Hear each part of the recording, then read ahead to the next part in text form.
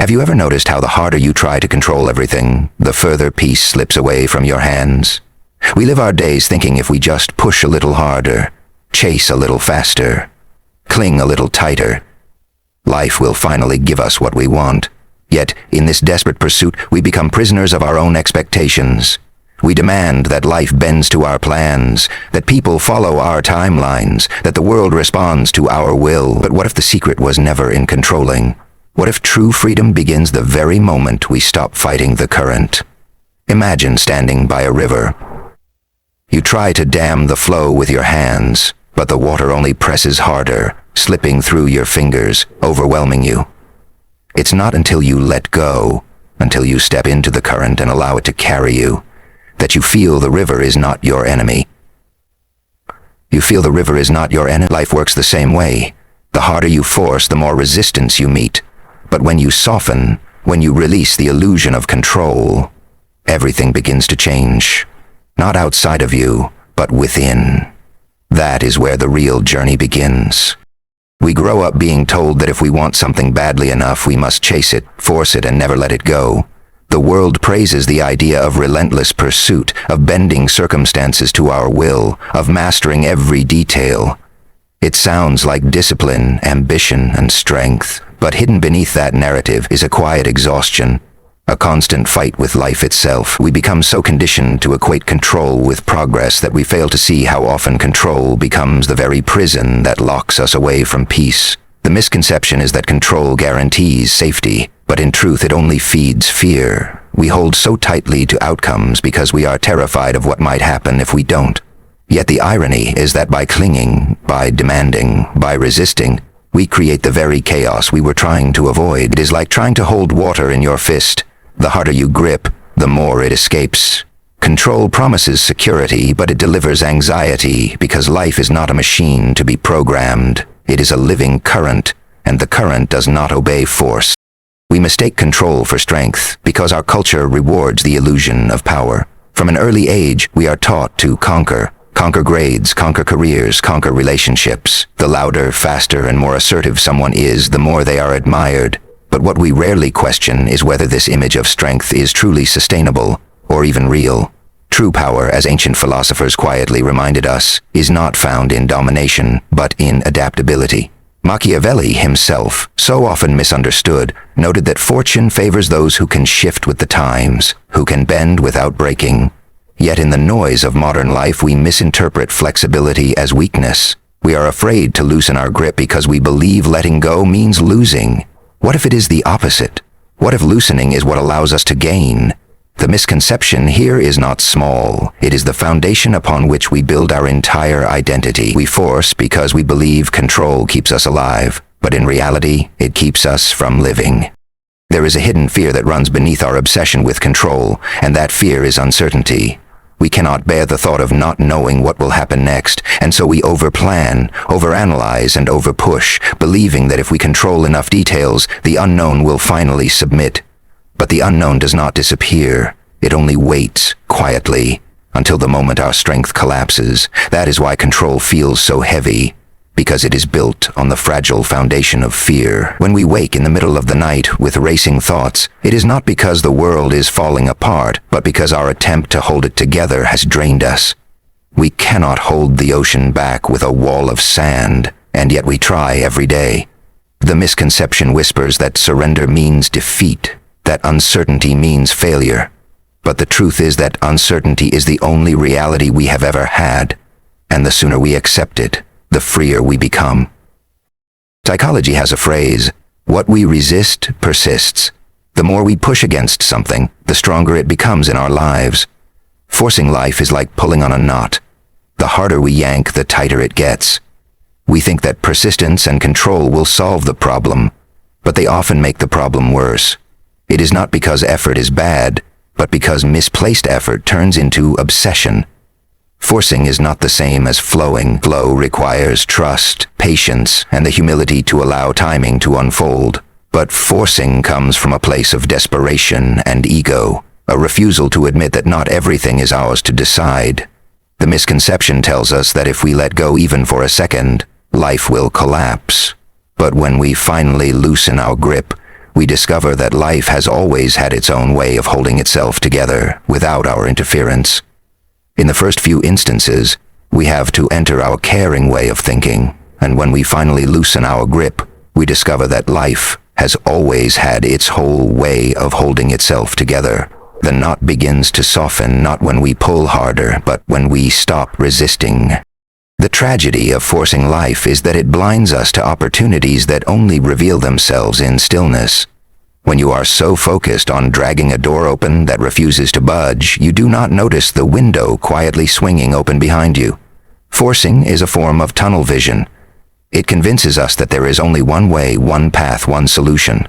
But life is not so narrow. The misconception is that persistence must mean rigidity, but true persistence is about resilience and openness, not about obsession. To force is to mistrust the process, to assume the universe is against you, and to carry the burden of proving yourself endlessly.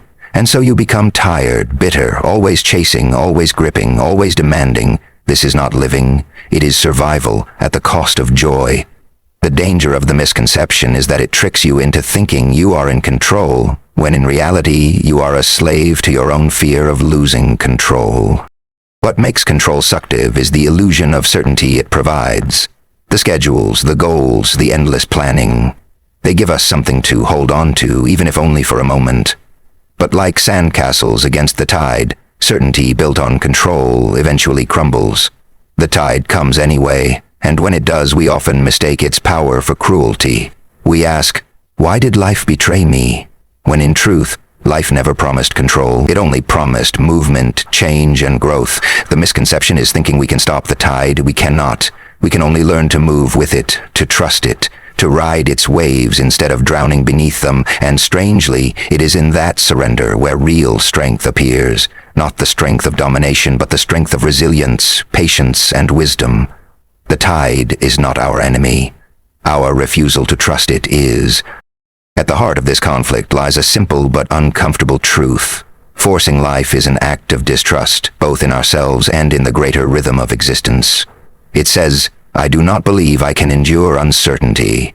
I do not trust that life knows more than I do. And so we exhaust ourselves trying to control what was never ours to manage. The misconception here is not just philosophical, it is deeply personal. We cling to control because it feels safer than facing our own vulnerability. Yet vulnerability is not weakness. It is the birthplace of connection, creativity, and authenticity. When we refuse vulnerability, we refuse life itself. Forcing may give us the illusion of strength, but it strips us of freedom. And freedom is what our soul craves most. The moment we see this clearly, the illusion begins to dissolve. Forcing no longer feels like power, it feels like a cage we are ready to leave behind. We all remember moments when we held on too tightly to something that was already slipping away. Perhaps it was a relationship where the silence between two people spoke louder than words, yet we tried to fill that silence with endless conversations, promises, and compromises. Deep down we knew it was gone, but the fear of letting go was stronger than the acceptance of truth. We forced affection, begged for closeness, and demanded a love that no longer lived in their eyes. The more we tried, the colder it became, and when it finally ended, we felt crushed, yet strangely lighter. The freedom we resisted turned out to be the very thing we needed. That moment taught us a painful but undeniable lesson. Love cannot be forced, no matter how much we give or how tightly we hold. Love flows or it doesn't, and our attempts to control it only make its absence sharper. Think about the times you tried to rush your own success. Maybe you set impossible timelines, demanding that your career, your business, or your art had to explode into recognition within months. You pushed past exhaustion, working late nights, comparing yourself to others, trying to outpace time itself. Every setback felt like an attack, every delay a personal failure. But the harder you forced success, the further it seemed to drift. And then, in an unplanned moment, when you let go of the desperate chase, something shifted. An opportunity appeared where you least expected it. Your work started to speak louder than your struggle. It was never the forcing that brought growth. It was the consistency, the patience, the willingness to let things unfold. The truth revealed itself slowly. Success is not seized by force, but allowed by readiness. There were also times when you demanded happiness, as though joy could be summoned like a servant. You told yourself, I should be happy by now. And forced smiles, forced laughter, forced gratitude lists that felt empty on the page. But happiness resisted, and the more you demanded it, the heavier life became. Then, one ordinary day, perhaps while sitting alone with a cup of tea, you noticed a sliver of peace in the quiet. No forcing, no chasing, just being. And in that fragile moment you understood that happiness is not something to be gripped. It arrives when the pressure to feel it finally fades. It cannot be forced into existence. It only comes when we create space for it to breathe. We have all seen the trap of trying to control how others see us. You might have carefully managed every word, every action, every appearance to gain approval or admiration. You wanted people to see you as worthy, successful, attractive, intelligent, and for a while maybe they did. But the cost was heavy. You became a character in your own life, acting out the role of who you thought you should be. It was exhausting. And when someone finally saw through the act, or when you grew too tired to keep performing, everything collapsed. But strangely, what followed was liberation. When you stopped forcing people to like you, when you let go of image and perfection, the right people appeared. The ones who loved you without the act. You discovered that authenticity attracts more than control ever could. Consider the weight of decisions we tried to rush because of fear of missing out. Perhaps you jumped into commitments, jobs, relationships, financial risks, not because you were ready, but because you were terrified of being left behind. You convinced yourself that hesitation meant weakness, and so you forced choices before their time. But as the days passed, you felt the discomfort of a life that didn't fit. The truth was not that you had failed, but that you had hurried. Forcing decisions robbed you of the natural unfolding of clarity, and when, eventually, you slowed down, you realized clarity had always been waiting. The right decisions did not need to be dragged into existence. They revealed themselves when you had the patience to wait. Even in moments of healing, many of us have tried to force ourselves to move on. After heartbreak, after betrayal, after loss, we tell ourselves we should be fine by now. We push the pain down, force positivity, and wear strength like armor. Yet the more we try to skip the process, the longer the pain lingers. Healing does not respond to commands. It arrives in its own rhythm, often when we are not looking. Maybe it was a song on the radio that no longer broke you, or a memory that no longer carried bitterness. That was the moment you realized healing had been happening quietly all along, in the spaces where you stopped forcing yourself to be over it. Time had done what control never could. And then there are the moments of release, the transformation we never expect, that instant when you finally surrender. The job you walk away from, the friendship you stop chasing, the dream you set down gently, because it no longer belongs to you. The first days feel empty, frightening, even unbearable. But then, slowly, the emptiness fills. New people appear, new opportunities rise, new passions awaken. You begin to see how life moves the moment you stop wrestling with it. You notice that peace was not something you had to build, but something that had been waiting beneath the noise of forcing. And in that realization you find a strength you never knew you had, the strength of trust, the courage of release, the quiet bravery of letting go. There comes a point when you realize that strength is not about how much you can carry, but how much you can release. For so long you have defined yourself by resilience, as endurance. How long you can stay in the storm, how many battles you can fight, how many nights you can survive without breaking. But awakening begins when you start questioning whether survival is the same as living. You notice that the world has taught you to equate pain with purpose, and yet when you step back, you see how much of that suffering was never necessary. It was born of your resistance, your refusal to let go, your belief that control was strength. True strength, you begin to see, is softer. It does not roar, it does not clench, it does not demand. It stands in silence, like a mountain, unmoved by storm. Awakening feels like remembering something you always knew but had forgotten in the chaos. That your worth was never tied to how hard you fought, but to the quiet courage that rises when you finally stop forcing. The awakening often comes in solitude, in those hours when no one is watching and the performance of strength no longer matters. Perhaps you find yourself alone, sitting in the stillness of your own company, at first uncomfortable with the silence, but slowly realizing it is not empty. It hums with a kind of quiet power, a presence that feels deeper than any validation you've ever chased.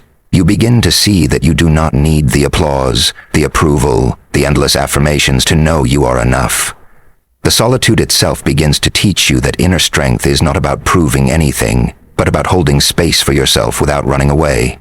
It is the strength of being with your own thoughts without drowning in them, of sitting in your own presence without fear. This realization feels like the first light of dawn after a long night. You cannot explain why it feels so peaceful, but you know something inside you has shifted forever. In these moments of awakening, your scars no longer look like evidence of failure, but like inscriptions of survival. Each one tells a story, not of how life broke you, but of how you returned each time, wiser, quieter, stronger. The scars remind you that pain did not destroy you, though it tried. They show you that every wound carved space within you, and that space became room for compassion, depth, and understanding. You no longer hide your scars as marks of shame. You carry them like sacred text etched into your skin. Proof that strength is not the absence of suffering, but the way you rise through it. And when you look at those scars now, you realize they are not warnings of fragility, but reminders of resilience. They whisper that you have endured, and if you endured then, you can endure now. That is inner strength. Not the denial of pain, but the integration of it into something beautiful. The awakening is also about discovering the hidden light within you, a light that was never gone, only covered by the noise of forcing. At first, this light appears fragile, like a flickering flame, but the more you honor it, the brighter it grows.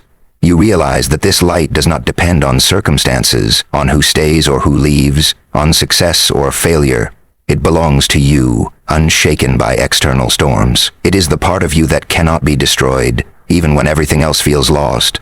The awakening is recognizing that this light has always been there, waiting for you to see it. And once you do, you no longer chase external fires to warm yourself. You carry your own fire. The warmth you once begged from others is found within. This is the shift from dependence to sovereignty, from fear to faith. As you awaken to this deeper strength, you notice the silence between your thoughts becomes more important than the noise of your worries. In the stillness, you find clarity, and in that clarity you discover a peace that control could never give you. Silence becomes a teacher, reminding you that answers often come not from endless thinking, but from listening.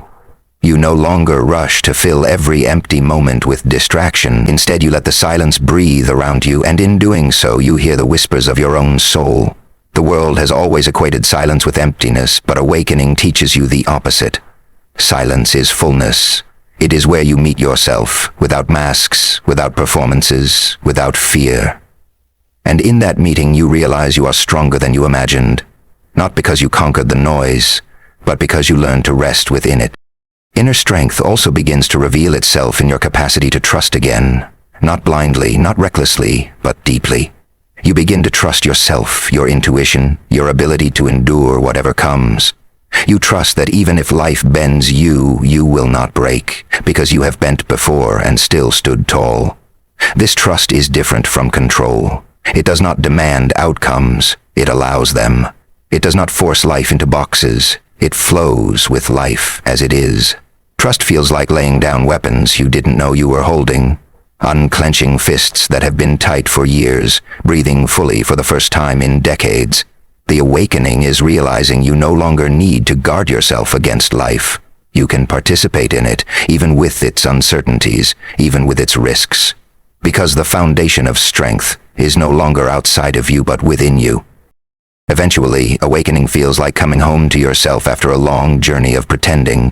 You stop searching for worth in the eyes of others, stop performing strength for the applause, stop forcing life to match your expectations. Instead, you stand in quiet acceptance of who you are, not as the world demands, but as you truly are. You look back at the years of pushing, forcing, controlling, and realize they were never wasted. They were lessons that led you here, to this moment of clarity. And in that clarity, you know that real strength is not loud. It does not need recognition. It is the still presence that remains when everything else falls away. It is the unshakable core that whispers, "You are enough." When you stop forcing life, something extraordinary begins to happen. not in a dramatic explosion of events, but in a quiet and almost invisible way. The tension inside you loosens. The constant mental chatter that once dictated every move starts to soften, and you begin to hear yourself in a new way. You realize that so much of your suffering came not from what life gave you, but from how tightly you tried to hold it all together. The illusion of control was a weight, and in releasing it, you feel lighter, freer. This is not weakness. It is not giving up. It is the deepest act of courage, trusting that life knows more than your fear ever could. The revolution begins here, not on the outside where you once fought for validation, but within your own soul, where peace has always been waiting. There is power in this surrender that no external achievement can give you. Outward success may bring recognition, applause, or temporary satisfaction, but inward freedom is something else entirely. When you stop forcing life, you no longer live on the edge of exhaustion, grasping for outcomes and clinging to what slips away. Instead, you stand in stillness, aware that the world may shift and people may come and go, yet nothing can uproot the strength you found within. It is like standing in the center of a storm and realizing you are no longer the storm. You are the sky that holds it. You are vast, unbroken, and timeless. The applause of others may fade, the rewards of effort may vanish, but this awakening endures. This is the revolution that no one can see but everyone can feel when they stand near you. Life does not become easier when you stop forcing, it becomes clearer. Challenges still come, heartbreak still stings, loss still carves its marks into you. But your relationship with these moments changes. You no longer interpret every obstacle as punishment or every delay as failure. Instead, you see them as chapters, as seasons, as currents that carry you into deeper waters. You stop demanding that life must look the way you imagined, and you begin to see the beauty of how it actually unfolds. The tree does not curse the winter for being cold, and the river does not resist the rocks that shape its path. So why should you curse the seasons of your own becoming? The awakening whispers that even in pain there is purpose. Even in loss there is teaching. Even in endings there is the seed of a beginning. You stop fighting reality, and in that surrender, reality stops fighting you. The revolution you have been waiting for was never in external validation. It was never in proving your worth, never in being admired, never in forcing others to see your value. That revolution was always internal. It is the quiet moment when you realize that you do not need to be chosen, because you have already chosen yourself. You no longer need to beg for respect, for love, or for belonging, because you have stopped betraying yourself just to receive them.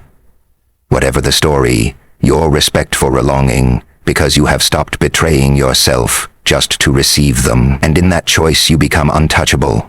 People may misunderstand you, dismiss you, or even leave you, but they cannot take away the self-respect you have built. This kind of strength is invisible to the shallow eye, but it radiates like fire to those who see clearly. This is the moment when you understand. Freedom is not getting everything you want. Freedom is being whole without it. There is a quiet call inside every human being to return home, to stop fighting, to stop forcing, to stop pretending that life must be conquered in order to be lived. When you hear that call and choose to answer it, everything changes. You no longer need to rush. You no longer need to beg. You no longer need to prove. Instead, you begin to walk with presence, one step at a time, aware of the ground beneath your feet and the breath within your lungs. This awareness is not dramatic, but it is powerful. It is what allows you to meet life as it is, without fear, without resistance. And when you meet life with openness instead of force, life meets you the same way. It unfolds in ways you could not have planned, brings you gifts you never imagined, and carries you farther than control ever could. So let this be your call. Not a call to chase louder, faster, harder, but a call to return to stillness. A call to trust the river instead of damming it, to walk through the seasons instead of cursing them, to rest in silence instead of fearing it. The real revolution is not in reshaping the world to fit your desires, but in reshaping your relationship with yourself. It is not about winning every battle, but about realizing you no longer need to fight. When you stop forcing life, you reclaim the power you always had, the power to be present, to be whole, to be free. And in that presence, you discover what life was trying to show you all along. You were never meant to conquer it, only to live it.